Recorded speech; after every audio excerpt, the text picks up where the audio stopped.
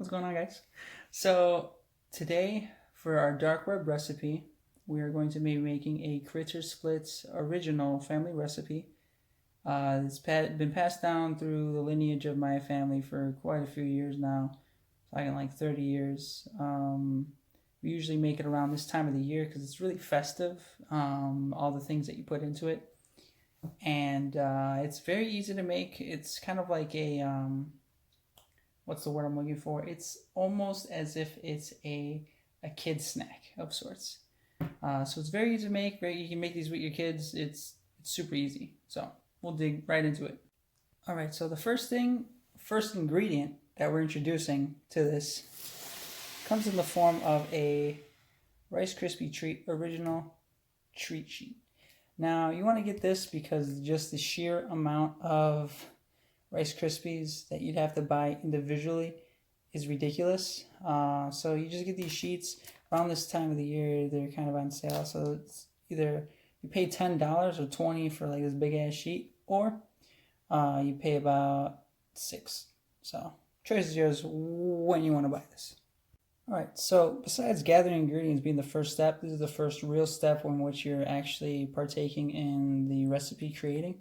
So you're going to want to kind of open the package and cut out a square Rice Krispie. Any size you want. I'm going to go with a good size chunk here. It's out of this corner. This thing is a monster.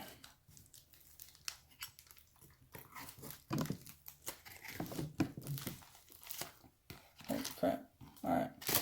So, once you got this, you kind of just want to toss this aside. Bring in a napkin because I don't feel like using plates. And that is step 1. Cut out a slice from the main package here.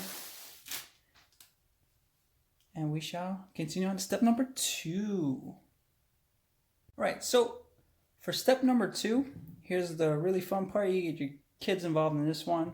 It's really easy. We're just going to be spreading some peanut butter on the top of it. You could use any brand, whatever brand you prefer. You could use like almond peanut butter or almond butter, whatever you want. But we just want to get a good layer on top of this Rice Krispie treat. So kind of just, you want to really get a thick layer on this. It's almost as if we're making like icing a cake of sorts.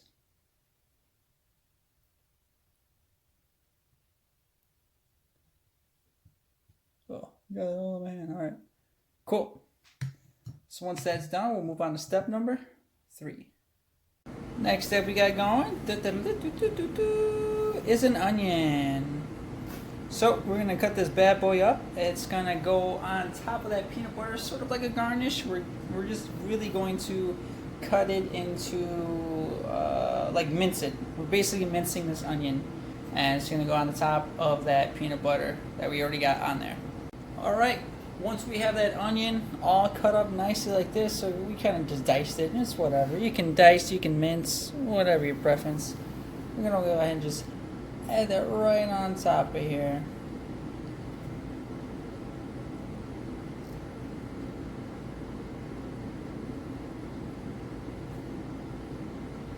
Just about that much is really good. You kind of just want to make it look like, you got snow on top of some ice mountains here. It's December. We got a little bit of snow. We want to look like it snowed a little bit right on top of that peanut butter. All right. Once you added that onion right on top of that peanut butter, we're going to go on to the next step, which is my favorite part. We're going to go ahead and pop this open. If you can guess what I'm opening, you're already a winner of guessing.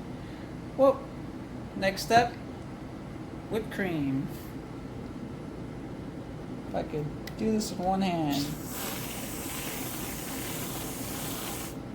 All right. Right over there along the top. There we go. All right. Next step, what we're adding on top of that, some Totino's pizza rolls. So what you primarily want to do with these is you want to put them in the microwave just when they're hot enough to burn the living crap out of the inside of your mouth, and also still have bits and pieces that are ice cold that feel like you're biting into ice cream. If you're cooking about if you're cooking about like 4 of these Totino pizza rolls, to get to that step, you really only have to put them in the microwave for about 1 minute and 15 seconds. We're going to go ahead and just place these in a pattern as such. Is it this way? And then this way. There we go. Nice. And the next step we're going to do, sort of this is kind of like a garnish, really. You can really use whatever you want, but I like to use this as the next step. So you could use any type of salsa to go right on the top. This is one my brother made. It's a very specially made salsa. It's very spicy. It's like a salsa verde. It's actually very delicious too. So we're just gonna add that right on the top there. And there you have it. This is a Critter Split Family Original. It is the Rice Krispie Spicy Cake Pizza Whip concoction of awesomeness. So, and we're gonna go right on to the last step, which is the step everyone loves. And we're at the final step, the best step in every dark web recipe that is enjoy.